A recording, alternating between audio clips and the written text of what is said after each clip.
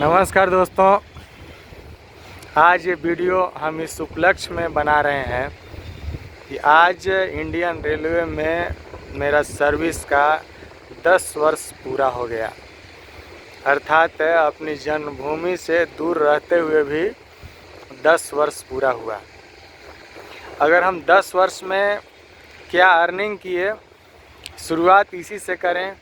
तो जो हमारी पहली सैलरी आई थी वो लगभग 15,000 थी और आज लास्ट मंथ जो हमारी सैलरी आई है वो लगभग 80,000 है। मीन्स 15,000 से 80,000 का सफ़र पूरा करने में 10 साल का समय लगा। इसके अलावा आज एक दूसरा भी स्पेशल डे है फॉर मी कि आज स्टेशन मास्टर में काम करते हुए भी मुझे 4 वर्ष पूरे हुए। अर्थात 6 वर्ष जो इनिशियल था वो हमने एज ए पॉइंट्समैन काम किया था और ठीक आज से 4 वर्ष पूर्व हम एज ए स्टेशन मास्टर अपने स्टेशन पे रिपोर्ट किए थे, मतलब ट्रेनिंग कंप्लीट करने के बाद। नौकरी में जो चीज़ मुझे अच्छी लगती है वो ये बात है कि ये पर्सनालिटी बेस्ड लाइफ है। अर्थात आपके घर में क्या है नहीं है, मतलब हम इकोनॉमिकली बैकग्राउंड के दृष्टिकोण से बोल रहे हैं, इस पर निर्भर नहीं करता है। एक शेड्यूल्ड रूटीन में आपका लाइफ बीतता है। लेकिन नौकरी में जो मेरा सोच है कि युवाओं को क्यों आना चाहिए, इसके पीछे हम थिंकिंग ये देंगे कि वैसे युवा जो राष्ट्र की प्रगति में अपना योगदान देना चाहते हैं वे नौकरी में ज़रूर आएँ। लेकिन अब इस पर निर्भर करता है कि किस प्रकार की जो जॉब है उसे हम ये डिसाइड करें कि ये राष्ट्र की प्रगति में योगदान माना जाएगा। मेरी नज़र में हर प्रकार की जो नौकरी है उसे हम राष्ट्र की प्रगति में योगदान नहीं मान सकते हैं, क्योंकि जिस पोस्ट पे हम या कोई भी आदमी काम कर रहा है, यदि उस पोस्ट पे काम करने के लिए सैकड़ों हज़ारों लोग पीछे लाइन में लगे हुए हों तो मैं समझता हूँ कि यदि वो सेवा है तो आज की तारीख में सेवा करने वालों की इतनी लंबी भीड़ कैसे हो गई, जबकि ये दुनिया स्वार्थ से प्रेरित मानी जाती है। तो जो लोग आर्मी में नौकरी करते हैं या यूँ कहें कि इंडियन नेवी में या एयरफोर्स में, फौज हम जिसे कंबाइंड रूप से कह सकते हैं, उन्हें हम मानते हैं कि वे देश की सेवा कर रहे हैं। क्योंकि आप घर से चाहे कितना भी खुशहाल हो, आपके घर में खूब अच्छा खाने पीने की सुविधा मौजूद हो, लेकिन आप यदि चाहेंगे कि घर का कोई बच्चा को हम ये कहें कि तुम सुबह उठकर जाओ प्रैक्टिस करो, running, long jump, high jump, वो सब या जो भी होता है requirement physical test for army job है, तो वो नहीं जा सकता, क्योंकि उसके अंदर वो उत्सुकता नहीं है, जागरूकता नहीं है। तो मेरा मानना है कि वही आदमी फौज की नौकरी करता है जो बेशक प्रकृति से देश की सेवा के लिए होमवर्क लेकर इस धरती पर आया है। अब रही बात कि फौज के अलावे जो दूसरा जॉब है उसे भी हम 2 कैटेगरी में कैटेगराइज करते हैं। पहली कैटेगरी ये है कि जब हम किसी ऑफिस में किसी टेबल पर बैठे हैं काम करने के लिए, तो जो हमारा वर्क है वो directly related to my public, कि हम एक आम नागरिक के रूप में अपना काम कराने के लिए जब किसी ऑफिस में कदम रखते हैं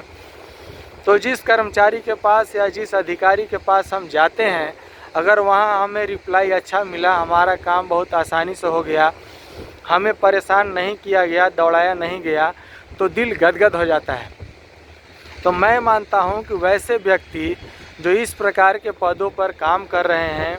जिनका काम डायरेक्टली हमारे देश की आम जनता से जुड़ा हुआ है और ख़ासकर वैसी जनता जिसका कोई पालनहार नहीं है, अर्थात जिसका कोई बैक सपोर्ट नहीं है, तो वे लोग जब एक उम्मीद से जाते हैं कि हम अपने कार्यालयों में जा रहे हैं काम कराने के लिए, और वहाँ जब निस्वार्थ भाव से बिना कोई परेशानी के उनका काम हो जाता है, जिसमें हम भी शामिल हैं, तो इतना मन प्रसन्न होता है कि जिसकी हम व्याख्या नहीं कर सकते। लेकिन यदि कोई व्यक्ति हम उम्मीद लेकर बिहार सरकार या केंद्र सरकार के ऑफिसों में जाते हैं और काम में यदि परेशानी डाला जाता है, अननेसेसरी डिले होता है, तो हम मानते हैं कि ये ठीक नहीं है और ऐसे कर्मचारी को हम देश का सेवक नहीं मान सकते हैं। अब रही बात कि हम जिस पोस्ट पर काम कर रहे हैं अभी या इसके पहले भी, तो हमारा भी काम ऐसा है कि हम लोग आम पब्लिक से जुड़े हुए नहीं हैं। कोई भी कार्य, छोटा से छोटा कार्य भी हमारे दिल में यदि इच्छा भी हो कि हम आम पब्लिक को हेल्प करें, तो हम लोग ये काम नहीं कर सकते। और ये मेरे दिल में बहुत बड़ी टीस रहती है कि हमें कुछ ऐसे पदों पर यदि चयन हो जाता या हम उस पद के लायक काम करते, हम प्रयास करते, जहाँ कोई आम नागरिक हमारे पास आता और इतनी सुविधा से उससे हम उसका काम निपटाकर उसे घर भेजते कि वो अवश्य, हमें तो छोड़िए, ऊपर वालों को ये आशीर्वाद देता कि कोई बंदे को तुमने इस धरती पर भेजा है। तो this is my thinking about my job. अब रही बात कि हम जब ज्वाइन किए थे तो हम मतलब एक मिडिल क्लास फैमिली से आते हैं, ऐसी फैमिली से कि हम यदि नौकरी नहीं भी करते तो भी मेरा लिविंग स्टैंडर्ड, मतलब जिस स्टैंडर्ड में अभी हम जी रहे हैं, इससे अच्छा ही रहता। लेकिन फिर भी मेरा बचपन का शौक़ था कि हम अपने से कमा कर खाएँगे और उस शौक़ को मैंने पूरा किया। बनिस्बत हम समझते हैं कि इससे हमें कुछ नुकसान ही हुआ है, हम प्रॉफिट में नहीं हैं। लेकिन अब ये बात उठता है कि ऐसा हमने क्यों किया। कोई आदमी जानबूझकर ऐसा कदम क्यों उठाए कि हमें प्रॉफिट कम हो, या ऐसा क्षेत्र छोड़कर हम जा रहे हैं जहां ऑलरेडी हम एक वेल सेटल्ड हैं। तो हम ये देखते हैं कि हमारे समाज में जितना भी परिवार है, उन परिवारों में अगर 2 भाई है, 3 भाई है, 4 भाई है, यहाँ तक कि अगर एक भाई है तो बाप बेटा में भी जैसा सामंजस्य, आपसी तालमेल चाहिए वो नहीं पाया जाता है। अक्सर घर के सदस्यों के बीच पैसों को लेकर लुका छिपी, या जिसे हम गांव घर की भाषा में खोचला बेईमानी कहते हैं, इस तरह के कार्य देखे जाते हैं। तो मैं मानता हूं कि यदि मेरे अंदर ज्ञान है, यदि मेरी इच्छा शक्ति है,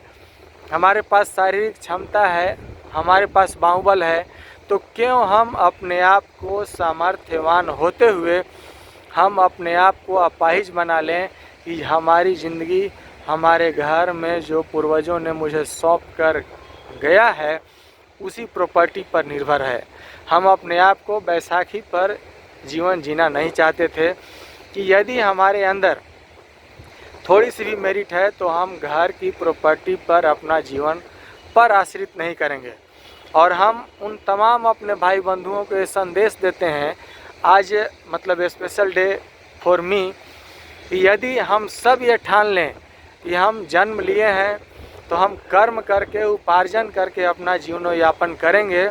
हम घर की संपत्ति पर आत्मनिर्भर नहीं रहेंगे। घर की संपत्ति भी मेरा ही है, यदि आवश्यकता पड़ा संकट काल में हम उसका उपयोग भी कर सकते हैं,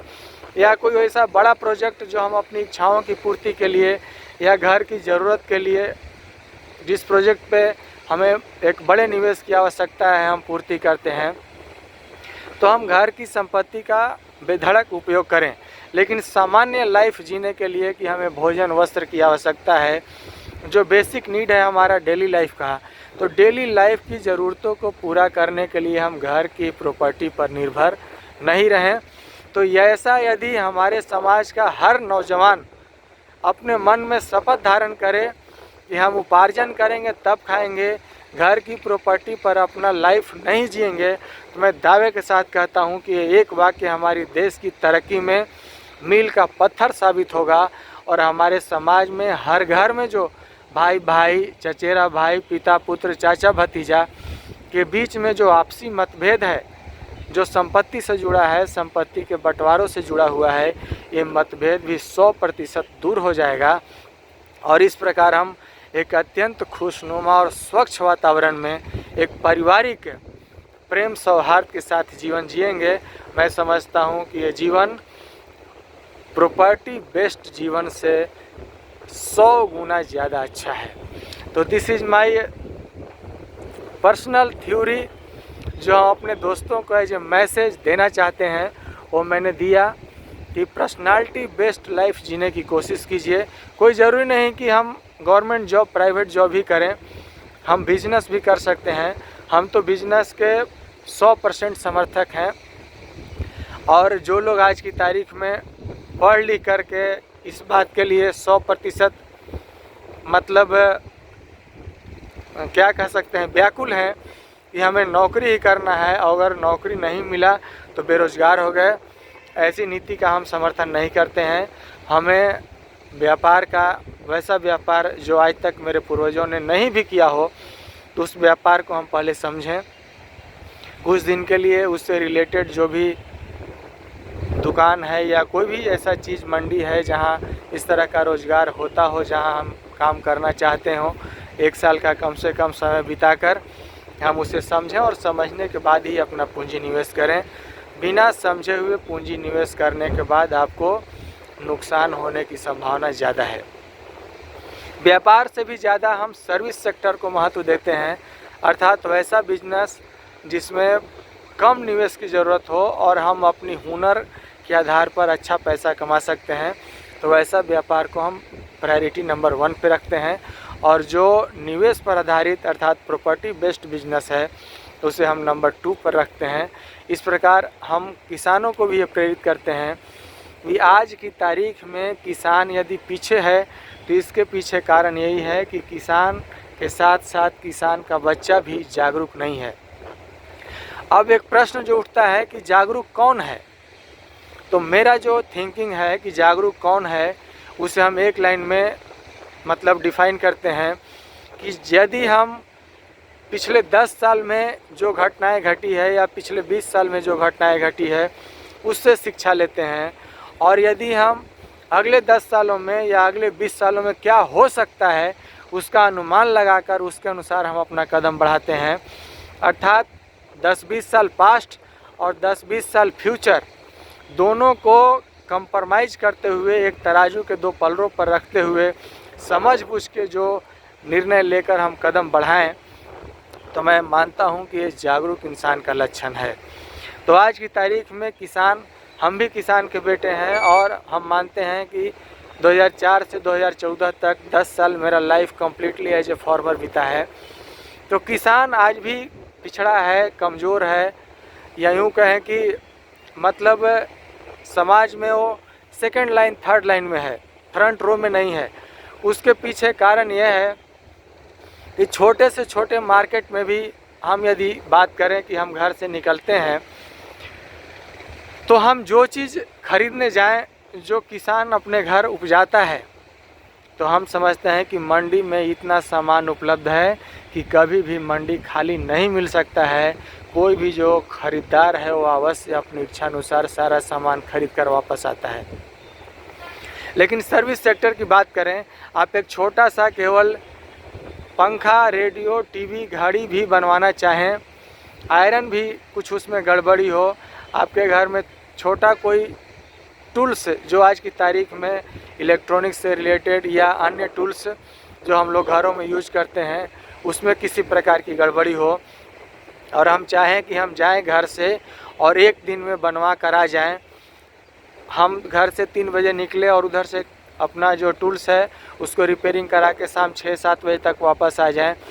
ये संभव नहीं है। हर इस प्रकार की जो सर्विस बेस्ड दुकानें हैं, वहाँ इतनी भीड़ है कि आपका काम एक दिन में नहीं हो सकता। आप चाहें कि हम खूब पसंदीदा ड्रेस जाएं किसी सिलाई सेंटर की दुकान पर आज की आज सिलवा लें, असंभव है। तो हम ये बोलना चाहते हैं कि हम अपने समाज के उन नौजवानों से कि जो अपना लाइफ मतलब पीढ़ी दर पीढ़ी किसान के रूप में फिर पुनः रीस्टार्ट करना चाहते हैं, या अपने गार्जियन का जो रूट है उसे फॉलो करना चाहते हैं, फॉलो ना करें। उसके जगह पर कोई ऐसा स्किल, कोई ऐसा हुनर अवश्य आप अपने आप को अर्जित करें। थोड़ा समय दें, 1 साल 2 साल जितना लग सकता है, कोई दिक्कत नहीं है, लेकिन आप एक स्किल बेस्ड कुछ ना कुछ टेक्निकल अवश्य अर्जित करें। आप एज ए फार्मर अवश्य खुशहाल रहेंगे। और यदि आप किसान की बात कर रहे हैं, उसमें कदम बढ़ाना चाहते हैं, तो कभी भी आप पारंपरिक खेती नहीं करें, कुछ एक्स्ट्रा औषधीय खेती, ऑर्गेनिक खेती, बागवानी करके आप गुजारा कर सकते हैं। इसमें हम आपका सुझाव दे सकते हैं कि इस क्षेत्र में आप यदि शौक़ है कि हम बागवानी में ही कुछ एडिशनल एक्सपेरिमेंट के साथ अपना लाइफ मतलब सेटल करना चाहते हैं, तो बागवानी, ऑर्गेनिक खेती या औषधीय वगैरह या मसालों की खेती वगैरह का काम आप कर सकते हैं। तो शिक्षा से रिलेटेड, नौकरी से रिलेटेड, व्यापार से रिलेटेड, व्यापार में स्किल बेस्ड, प्रॉपर्टी बेस्ड, किसानों की हालत, सब चीज़ों पर मैंने अपना विचार प्रकट किया। मुझे उम्मीद है ये राय आप सबों को अच्छा लगेगा।